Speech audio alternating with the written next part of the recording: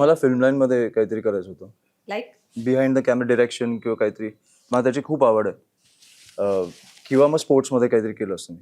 म्हणजे कोणता खेळ फुटबॉल. पण तुम्ही आपल्याला फुटबॉलमध्ये एवढा स्कोप नव्हता जेव्हा मी तरी मोठा होत होतो. आता खूप आहे बऱ्याच तरुणांना. पण माझ्या वेळेला तेवढा नव्हता. पण म्हणून मी फिल्म लाईनचा विचार केला. पण नंतर तो खूप कमी काळाचा विचार होता, कारण नंतर मग ते 2014 नंतर माझी इच्छाच झाली की आपण आता राजकारणात येऊ. पण या दोन्ही क्षेत्रासाठी तुम्ही काही भविष्यात करणार आहात ज्यावेळेस तुमच्याकडे सत्ता येईल किंवा तुमच्या डोक्यात तसं काही आहे का? स्पोर्ट्स साठी तर मला खूप करायचंय.